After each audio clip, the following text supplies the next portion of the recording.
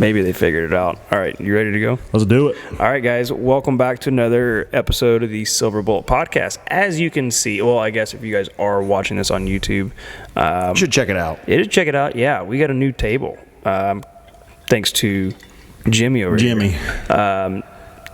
Made out of some very not cheap equipment underneath. It's actually fascinating, though. It matches everything else that's in here. Yeah, we want to tie it in. We got some leftover GHD Rogue. Yeah, we're just going to start manufacturing these for Rogue, I think. So we can, sorry, Rogue, we can do it a little bit cheaper.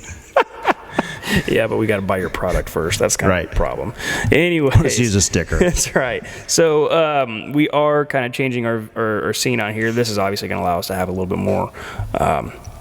more people come out and talk with us, cover different things, and not feel so crammed in our chiropractic room. So we are changing it up. If the audio does sound a little echoey, we're going to make some adjustments. We'll kind of fix that as we go. But first time here. Have some grace. So far, we kind of like it. So anyways, today's topic.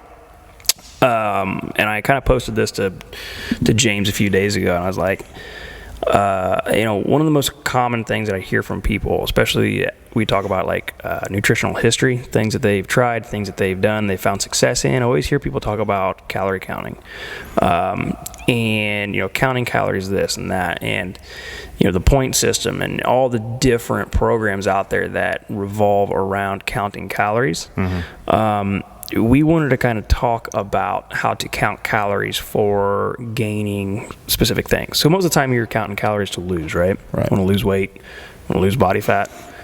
What about counting calories for gaining strength? What about gaining overall health, gaining lean muscle tissue? Like, how can we look at calories in the sense of, or I guess, and when do we really need to look at calories? Yeah. Like, I know that's one of the things that you wanted to talk about. Like, there's a time and a place where, calorie being an energy molecule, like, you need it to be used, otherwise it'll be stored. But is that really the place that you need to focus on the most? Right. So I know you had some things that you wanted to cover about that, but like, what do you think about this topic? This is a great topic. I don't know how it took us so long to get here. I'm sure we've touched on it. We never just dedicated a full round to it. So you mentioned it a little bit. Talking about counting calories, especially just for other goals aside from decreasing body fat and losing weight. An individual can gain a lot of health, they can gain strength, they can gain muscle by understanding what they need to put in the body. They're all a system of accountability. Sure. So if you aren't being held accountable, if you don't know what that accounting system looks like, you're just kind of you're guessing. But Colton deals with and does a phenomenal job kind of taking our clients and our members here at Reclaim kind of to the next level, a more level 3, level 4 of an advanced placement, just with the overall understanding and how to implement it, I would say. Yeah, well, you take a lot of the general aspects of nutrition, you start to dial those in, and once you dial them in, you're like, holy crap, this is easy. Right. And it's really easy to sustain, and it's easy to repeat over and over again. But that still only takes you so far. Mm-hmm. For a lot of people starting out, it has to be the first step. Yeah. And that's kind of where I was going. When I work with a newer client, like doing health coaching with them, lifestyle coaching, whatever you want to label it, I need to understand, how do you view food and what is your relationship with food? Because if I'm just having you count and track something that you don't want to eat, that you think is the problem, you don't have a healthy relationship with food. If there's like a lot of emotional struggle and potentially baggage there from prior decisions, having you count calories is probably going to be the worst idea or approach in the world. Yeah, I'm going to give you a weird outlook on this, and I don't have any science to back this up. This is just what I've observed from a lot of people that I work with, and I've come to my own conclusion that there is no such thing as emotional eating. Because emotions are essentially derived from hormones, right? And I think we've talked about this briefly before, right?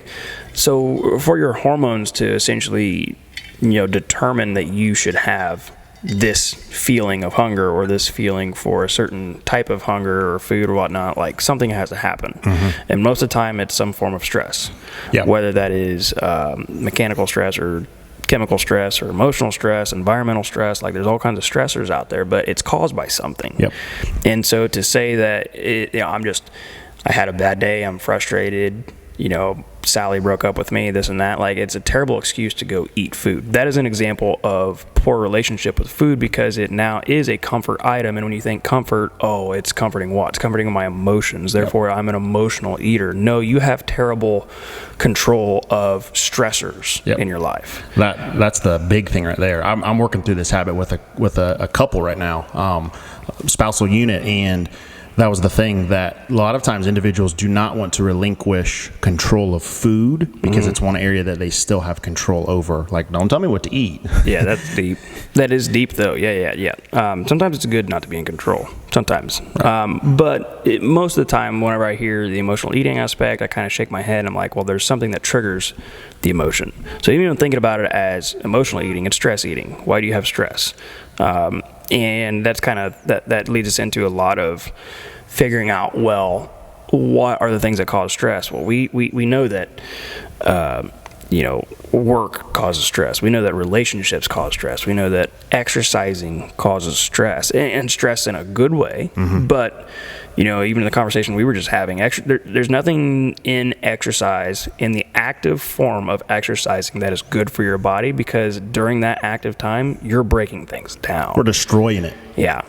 You're not building anything, and that causes stress, right? So you have that kind of stress. You have the stress of maybe you're counting calories and you're extremely restricted right now, and all of a sudden that creates a stressful situation for you, of never being, like you said, this is controlling what I eat, and now that is causing more additional stress for me. Right. And guess what? That can fire up that hormone to kick up and be like, hey, I don't know what you got going on out there, but that box of donuts looks really good. You know what I mean? So that kind of thing, whatever's going to cause stress, is a lot of the times the big reason why you have either a emotional relationship with food or more of a logical one. Yeah. Well, and everyone should go through like the homework assignment, and it's because it's something we don't talk about. I was never educated on this, but how do you view food? What does food do for you? So when we can lay that like framework and that groundwork for the client, and they have to answer that. Well, is food part of the solution, or do you view it as part of the problem? Maybe the bad things are part of the problem, but enough of the good things, especially counting and having the accounting system there, it will definitely be part of the solution. But if you just think eating is keeping you from seeing your potential result, like, it's gonna be hard to help you out. But that is a very superficial way of looking at it. And for a lot of people that just don't understand, that might be all that they see. And it's still a good place to start. Yeah. Like, if you eat poorly, most people understand if they eat poorly without needing any kind of understanding or increased knowledge of exercise, physiology, or nutrition. You usually understand if you don't eat well. Right? If Oscar Mayer takes over your fridge, like, you don't eat well.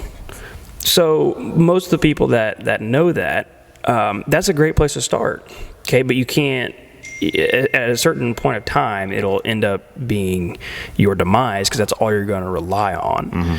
And we've seen plenty of people do that. A lot of the initial lessons that we taught in our large group classes back when we used to do lectures, those people still, that's the only information they hold on to. They think is true. Well, when you adapt as an individual, you also have to adapt a lot of your methodologies, a lot of your new, I don't want to say cutting edge, because nothing's really cutting edge anymore. It's just, what's the next step that I have to improve? Right. And to always go back and resort on the one that made the biggest difference early, it's not going to make that big difference for you anymore. Right.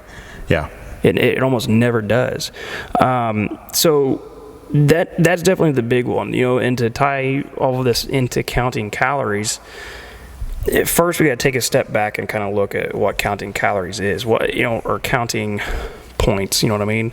Basically, the understanding, obviously, when you're talking about counting calories to lose, it is that you are allowed a certain amount of calories or points, and if you stay under this, obviously you're going to lose weight, right?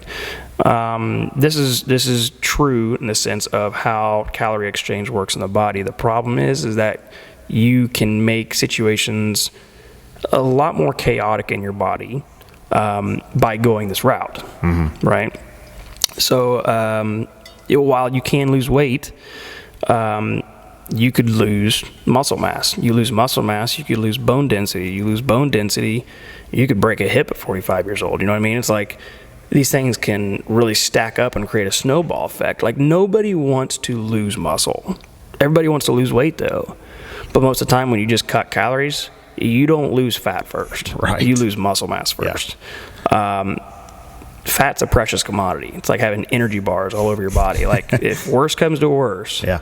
You ever gosh dang it, the Naked and Afraid on Discovery Channel, or like Survivor, any of those shows where they go out on the island, you realize that they lose a lot of weight, but how many of them look jacked when they're done? Yeah. Nobody. Right. They lose all their muscle mass first, and then the body fat comes off second. They're like anorexic. Right. So, I mean, you're talking about severe calorie deprivation or cutting, and I look at counting calories in the same light, although it's not near that severe. One would hope it's not anyways. I've seen some dramatic cases, but the biggest thing is that you're taking into account calories and calories only. Okay, you're not taking into account food type.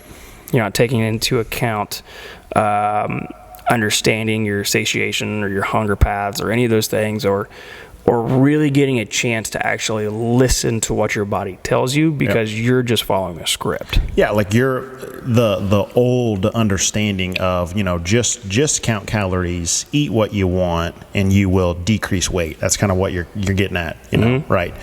But is that healthy? Are you, like you said, are you maintaining your muscle mass? You might be losing weight, but like what else is going on? And I feel a lot of times individuals, they just want that pursuit because they have seen that it's been effective at losing weight, and they want to still be able to eat what they want to eat. Yeah, the biggest thing is that they don't want to give up the things that are probably causing the biggest problem. Alcohol is the big one. I'll count calories all day. I'll fast 5 days of the week if that means I can get drunk on Saturday. Yeah. You see it all the time, but like, I think here's a perfect example of this. Like, I know a couple people that lived in, I don't want to say die, that's terrible. They really invested in this counting of calorie system, lost a lot of weight. I think, it'd be unfair to say they were obese, but they definitely had around 40 to 50 pounds to lose, and they lost that and kept going and got to the point where it's like, this is great, I'm losing all this weight. That person to this day is sick every other week. Really? With something. That stinks. With something. Yeah. Whether it was the cold, granted this is pre-COVID, but like cold, flu-like symptoms, stomach bugs. You want to talk about deteriorating your body's nutrient, or creating a big nutrient deficiency in your body. That's the easiest way to do it. Eat what you want and don't eat enough. Right. And that's usually where I, as a nutrition coach, start with individuals, especially ladies, is reversing that mindset to the point where it's like, I need you to eat. We gotta pack some weight on before we're going. So to compare that story of that individual to a current situation with somebody that I'm working with right now, to give you some background, this lady, she is small, she's petite, she's 120, 130 pounds. She's not middle-aged by any means, but she's in her 40s. And she came to me and she says, I want to put on muscle mass. Okay. As she sits right now, she is right at or under 20% body fat. I mean, she is in great shape. Yeah, I know you're talking about one of, I would say, you can't gauge health. There's not a ton of things. But she is very she's healthy. Yes, she's very healthy. So you come down to the point where it's like, what do I do in order to gain lean mass? Because she's naturally small the way it is. And so now we look back at like previous nutritional history. She used to be a vegetarian. Vegetarians typically have a hard time getting the amount of calories they need in their body for nutrient standpoint, specifically protein, to make sure that they have enough to allocate for protein synthesis and muscle rebuilding and all that stuff. So we look at, essentially where she's at and what she consumes right now. at the very beginning of working with her, she was consuming anywhere between 14 and 1,500 calories, which is pretty respectable. Her BMR was right around that mark. So it wasn't that she was technically under eating, but it definitely wasn't where it needed to be. Yep. Fast forward to today, she's consuming just under 3,000 calories a day. She hasn't gained any weight, and she's actually losing body fat, gaining strength. It's so funny because it got to the point where she was doing the workouts, and I was asking her how everything's going, and she's like, I feel like I'm not getting anything out of the workouts. I said, what do you mean? And she goes, I don't feel like I worked out. Right. And she said, I don't feel any muscle ache or burn. I don't even feel like the little bit like I did anything. And I was like, well, tell me what workout recently was one of the worst ones you thought you would feel something. And she said, probably Monday. And this was a Wednesday. And she goes, I figured my butt would be hurting, my hamstrings. And we did a lot of lunges, did a lot of single leg stuff. So I went around to the people that were in the class with her and asked her, I said, how do you guys feel today? And they're like, oh my God, my ass is killing me. It burns. I can't move my legs, my hamstrings, this and that. And so I go back to her and I said, you have optimally recovered. They have not. And that's the stuff that we have to do. All individuals pursuing, wanting to share education on health, fitness, whatever. Those are the things we have to celebrate, because I'm not saying that should be the norm, but it's definitely what we should pursue. Absolutely. So we shouldn't come into a workout setting and think, all right, how bad am I going to feel after this? I want to know that I had a good workout. Like, I just want to not be able to walk tomorrow. It's so funny. I don't want to get up tomorrow and be ready to dominate the day and dominate another workout. The people who are in the best shape, they don't get sore anymore. Right. Which is crazy. Being sore is something that somebody who's still wet behind the ears in the fitness industry gets. That's a newcomer's thing. Right. If you get sore after every workout, that's a problem. Yeah. Especially if you're doing somewhere close to the same modality. But anywho, so the biggest comparison was to show that this lady, and the goal that she wanted was to gain lean mass. And gaining lean mass doesn't mean gaining weight. Gaining lean mass just means her muscle density is what we're controlling, what we're focusing on. So her weight hasn't changed, but her mass has gotten bigger, which means that her body fat's gone down. It's so crazy, and it works. She's almost 3,000 calories. This girl's 120 some pounds. Right. You know what I mean? I plead you guys to reverse your thinking when it comes to counting calories, especially if you are serious about the type of training that you do, especially if you're a free weight lifter, you do some intermittent cardio stuff. Like, your body needs fuel. For sure. And this is a form of calorie counting. Like, granted, she has a full macronutrient prescription. The first thing that we did when I sat down with her, I said, I got to get you to eat more. I gave her one macro. I said, protein. Here's the most important one. It will always be the most important one. Get this amount, and then fill in the rest however you need to hit this calorie mark. Right. And a lot of that was the first 3-4 weeks of our coaching together was covering that, making sure that her body had the fuel it needed. Because here's initially what happens, and here's how I explain it to people. If you tend to undereat with the understanding that you're going to lose weight, here's what happens. As soon as you come work with me and I reverse that thinking and I get you to eat more, your body's going to be kind of shell-shocked. It's like, holy crap, here's this influx of calories that we're not used to having. Guess what your body's going to do with that? It's going to hold on to it for a second. Okay, and it's going to hold on to it in the form of body fat. Right. And that freaks people out. Yeah. But let me tell you what happens when you continue to eat that much and your body realizes that this is no longer a random occurrence and this is an everyday thing. Your body starts to allocate all of that energy to the areas that it really needs to go, rather than picking and choosing what gets the sustainable nutrients that you very rarely bring in. Yeah, function increases dramatically, especially if you receive nutrients and nourishment from the food that you're eating. And I know that the kind of things that you're telling your clients to eat, that's going to happen. When we increase calories, when we increase nourishment, we increase health. Yeah. Most of the time. Now, the big thing you said there is you increase calories by increasing your nourishment. Like, it's a lot different. I did not tell her that she needed to go eat steak and ice cream every day just to gain weight. And there's people out there that do that. But there's a huge difference, and it is a lot harder for people to eat nourishing foods in high amounts. I mean, here's the thing: if you know that you need to get 50 or 60 grams of protein in a given meal, that's 2 cups of ground beef essentially. Yep. You have a bunch of vegetables you need to get in. You also need 70 grams of carbs or something. Like, you're looking at a huge meal. Right. It's hard to do. Yeah. And very daunting, especially at the beginning. But that's where, when you get into the thick of it and you really start to figure out the timing of specific foods, so that way you're not incredibly full, and making sure you don't have a lot of fat close to your workout, so that way you increase your protein and carbohydrate absorption. Like, all these timing things become very important.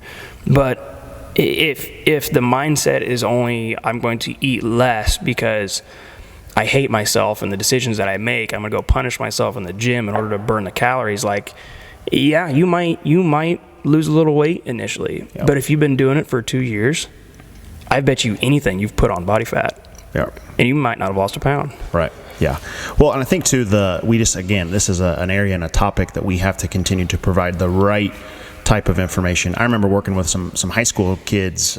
This would have been like 10 years ago probably, and the parents at the time, I want them to gain weight, and it's just, I love hearing that one. Like, what do they eat? And they're like, I don't know. And I was like, well, there's a problem. Yeah. Well, they just, like, make them eat all the time. Like, when they're full, they need to eat. When they're walking around, make sure they got food. Chug some milk before bed. Every time you wake up to go to the bathroom, go drink some more. Rob will tell you need to brush your teeth there as well.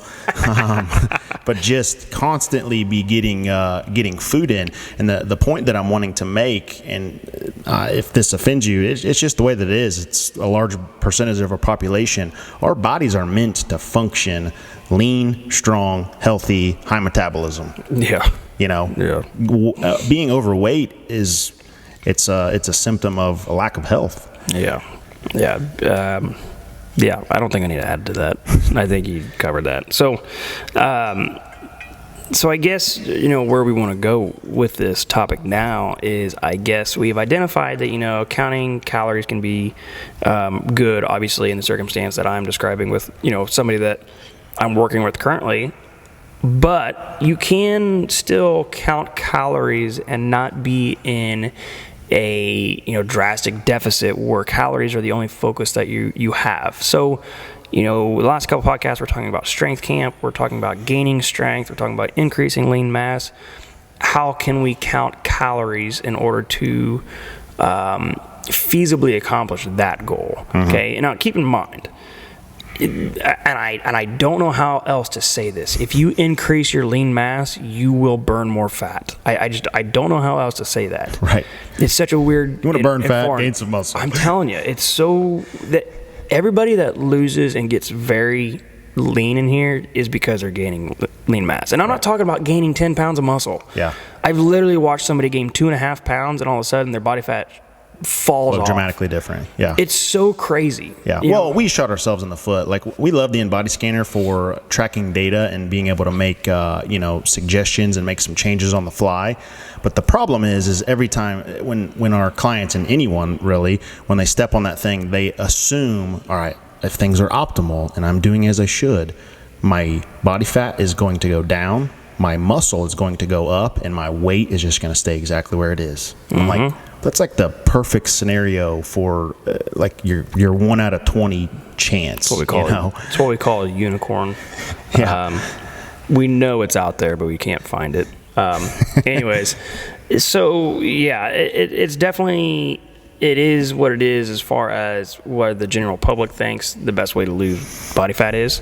It's our job to sit there and patiently and repeatedly try to correct it and try to instill a little wisdom in it. And I mean, I have the proof, and the bad part is that and I don't say the bad part, it's bad for the general public's opinion of it.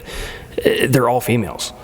The females, no offense, honeys, like you guys are the ones that question this the most. It's like, there's no physical way that I can eat more and lose weight. I'm telling you right now, I look at it every day. Right. And they kill it in here. Test me. Seriously. So how do we look at that? That's where we need to go with this conversation now. I think the first thing you need to do is you need to understand that calorie counting has a lot more emphasis placed on macronutrients than it does anything else. Okay, because if you have a macronutrient profile, you have a certain amount of calories you're consuming. If you know how many carbs, fat, and protein that you're eating in a day, and you nail those numbers to a T, you know exactly how many calories you consumed. Right. The biggest thing for you to figure out is how many calories you're burning, because that's going to be the ultimate deterrent of whether or not you gain weight or you lose weight. And it's not to say that gaining weight's a bad problem, especially initially. Like I said, if you're an undereater and you eat a lot of calories, your body's going to be freaked out by that for a second. And using what Rich Froning, using him as your test subject for how much he burns in a CrossFit workout. Like, well, yeah, I burn 800 calories when I work out an hour, maybe in the course of the week. Yeah, but you should definitely not. You should definitely not use that as a guide. So instead of using Rich, I think the first place you got to start is you have to figure out, how active are you? Activity is definitely the most important. I think that Harris-Benedict equation kind of throws in a lot of variables. Like if you're 3 to 5 times a day, you're doing half hour of exercise. Like that seems to be a broad number to me. Well, I was going to ask you, like, can you give some more like specific recommendations so individuals can have an accurate portrayal of how active they are, instead of like, well, yeah, I'm the 3 time a week power lifter. Yeah, and I think the thing is, there's so many variables and so much error in it. Like the most common way to track activity right now is heart rate variability. Everybody's got the Apple Watch. Everybody's got something that's checking your heart rate. There are certain fancy ones that are supposed to be checking how much your blood vessels dilate. Like that's a bunch of crap. Things that track your sleep, things that track your stress. Like supposedly my Garmin watch tells me how stressed I am. Right. Honestly, it thinks that I'm dead. I mean, it does. It thinks that I'm dying because it's like, dude, you are not alive. I don't even know how your heart rate's going. Like, you've been on your feet literally all day. It's like, no, I'm just at work. I'm just normal. Right. So the biggest thing is that your activity needs to be determined by, I think, more strenuous activity than anything else. Yeah. I think if you should measure anything, you should measure strenuous activity. What is strenuous activity? If you're not sweating, it's not strenuous.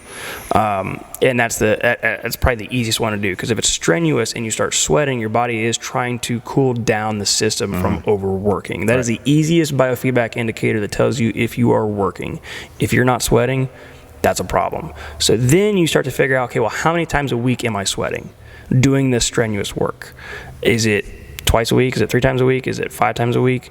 And then from there, look at the duration. Okay, how long, when that's happening. Most times in the gym here, especially in the winter, it's a hard thing to gauge when you're not sweating very much. But the biggest thing to raise your temperature, I tell people to layer up all the time. Like, that's why it's hoodie season. You need to start sweating. Right. And there's a lot of good reasons for that, but that tells you that your body is now getting to the point where it's under strenuous work. I like using heart rate, but it differs for everybody, right? Unless you know you're in range of strenuous activity in your heart rate scale, I think it can be up and down. Like my heart rate can get all the way up to 165. There's very few times that I've had it over 170. And I can, I float down in that range where I'm doing solid work around that, 135 to 150-ish range. And my resting is somewhere around 65. But for a lot of people, they're like, my heart rate was up at like 210. I'm like, no, that's called tachycardia. That's a problem. You can't just use that. You have to. I got to be at 185. Yeah, you got to know your range. That's all those variables are going to tell you how many calories that you essentially burn. Now, for a lot of people, the best way to figure out, in a formula standpoint, how many calories you burn is using something called the Harris-Benedict equation. If you type that in on Google, you'll find out what it is, and it's going to help you calculate your BMR.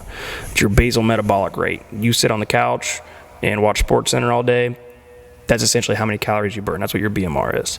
From there, you take your BMR and you multiply it by an activity meter, or activity factor. I'm doing quotes there. And the activity factor, it goes off of what youth say is your activity throughout a week. Right. And it's a sliding scale between like 1.2 and 1.9. So like 1.9 is your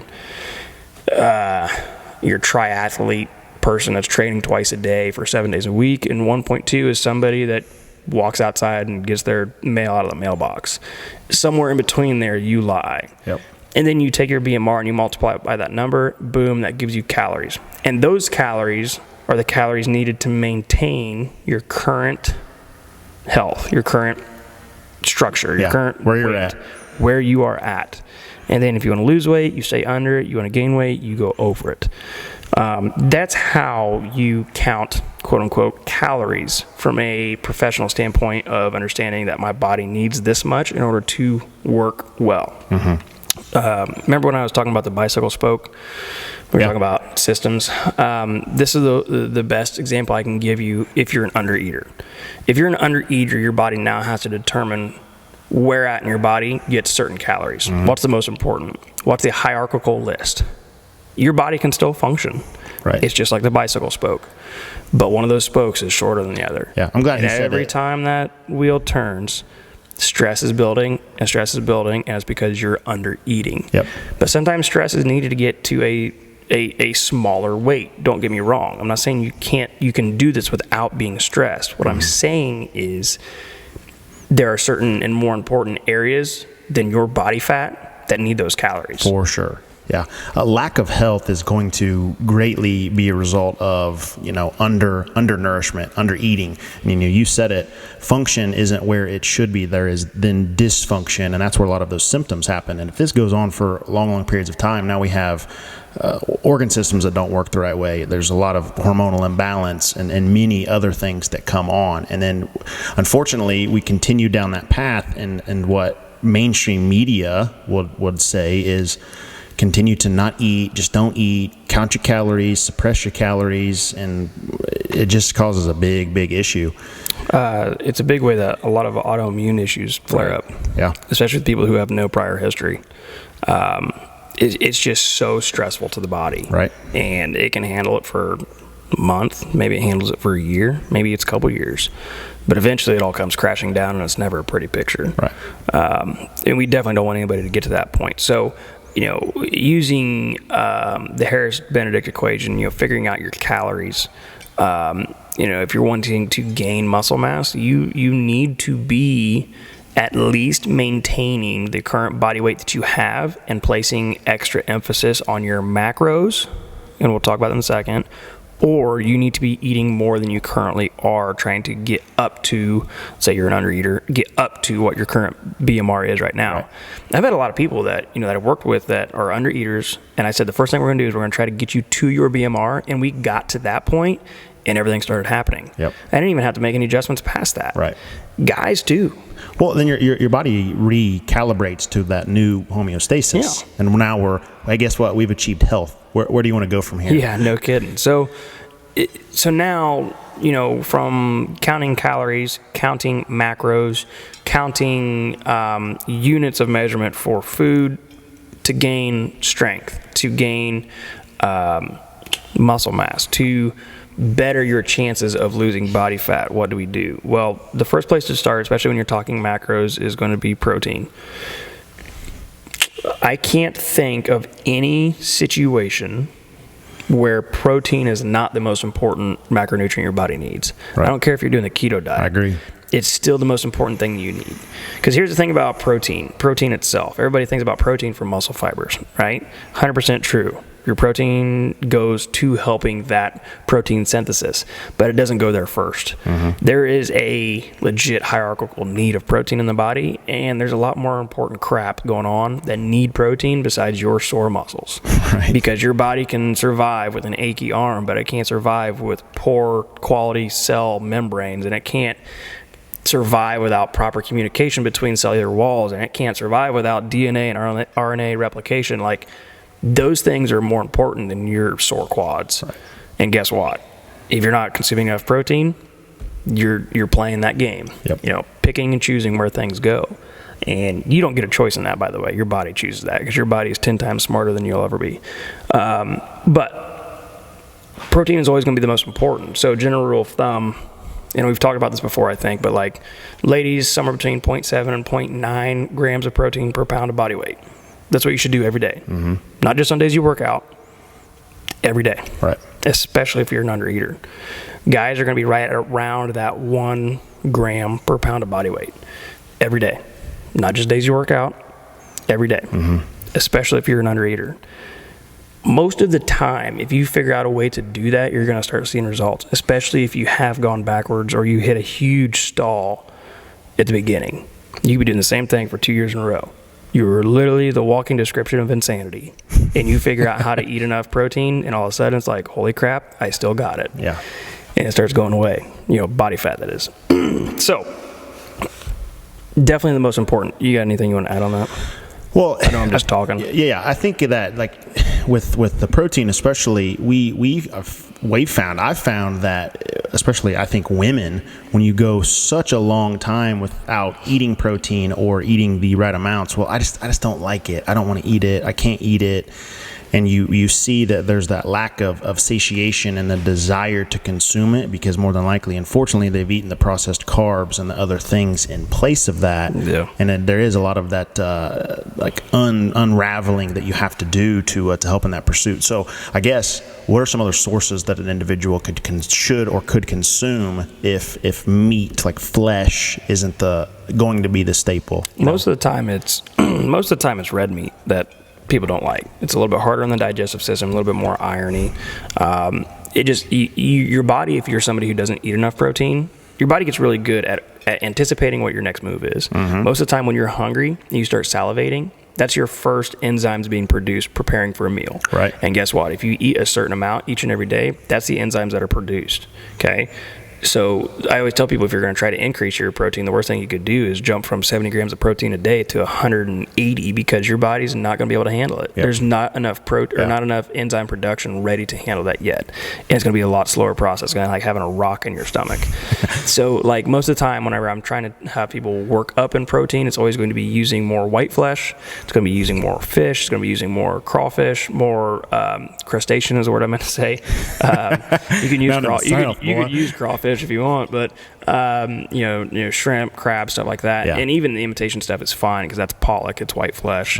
But a lot of that stuff is really high in protein, very low in fat. Most of the time you get into the red meat category, you're talking about high protein and high fat. And when you get into the high saturated fat stuff, sometimes that is harder to digest with the amount of protein you're consuming. Right. However, there is a lot more grams of raw protein per gram of piece of meat most of the time. But there are ways around that. A lot of the time I'll tell people, especially starting out, like, only eat ground meat.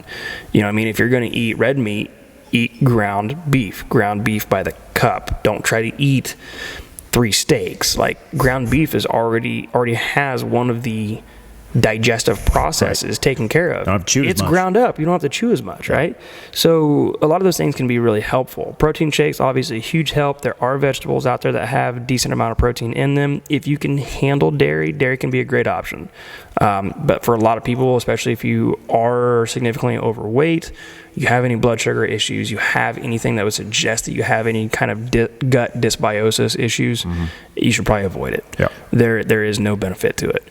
Okay, and I challenge anybody on this. If you're somebody that likes to put shredded cheese on anything, try it without one day, you won't even notice it's there. Right. Half the cheese we put on anything these days tastes like plastic anyways. It's so crazy. It's so crazy. But anyways, another podcast. Yeah, we got a lot of podcasts we're running into. So that's definitely one way that you can increase your protein. Protein shakes can help great. Protein bars can help great, but most of the time protein bars are loaded with sugar and you don't even know it. So read your labels. Anything that ends in OSE, essentially, don't consume it. Fructose, sucrose, galactose, all those things. Where was I headed before you asked me that? You talk about protein, so then you're probably going to get into carbs and fats, I'd imagine. Yeah. So protein is going to be the most important thing. Fat goes second. Carbs are always filled in. It's the third. So with fat, you really have to look at your prior diet history. This is how I go about helping people determine their macros. If somebody ever tells me that they did a low-carb diet of any sort, I don't care if they were consuming the right amount of protein or fat, and they saw results, I'd be silly not to use that for my own good. Most of the time, FDA, I can't stand their recommendations, but like they tell you that you need to be consuming somewhere between like 20 and 30% of your daily calories in the form of fat.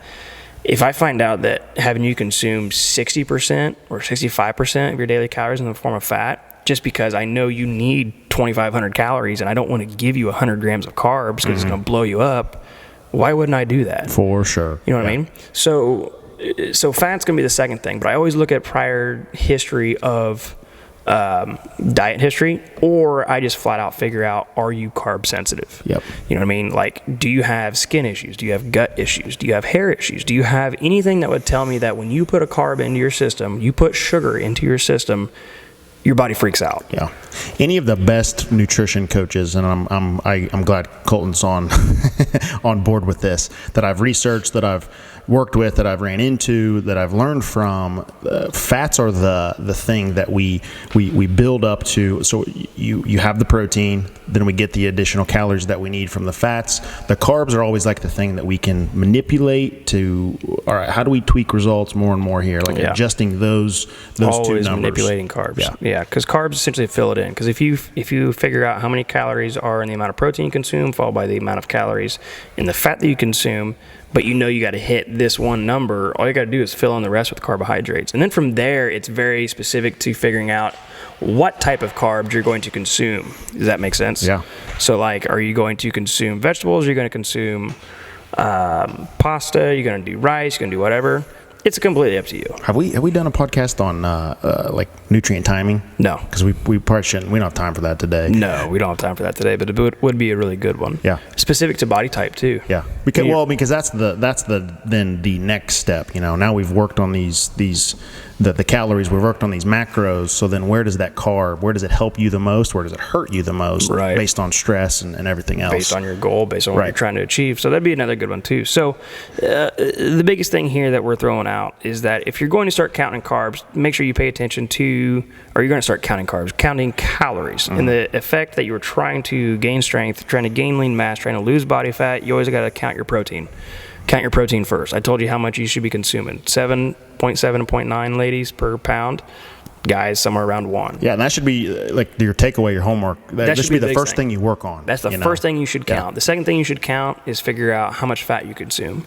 And then from there, more than likely for most people, you have to limit the amount of carbohydrates you consume unless you are doing it around specific workout windows. Right.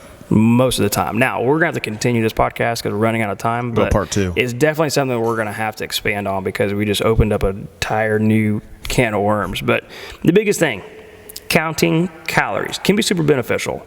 If you take it too drastically into a deficit standpoint, we've seen more harm than good. Yeah. Initial good, sure.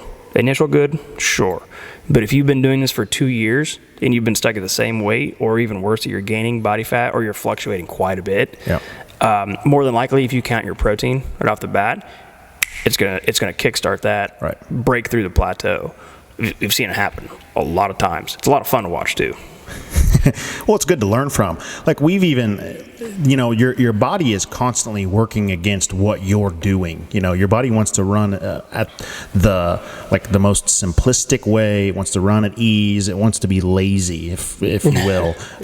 So path of least resistance. If your life doesn't have a lot of stressors in it, and like we hear it, like we hear clients say, everything was going good. My strength was going up. My food was good. Like let's say they've worked with you in the past, and then all of a sudden I hit a wall. And so we typically ask, all right, like what's been going on the last 6 to 8 weeks? What's led up to this? Right. Have you needed more food at that point in time because you've changed the stressor in the system? Eating around stress. There's another.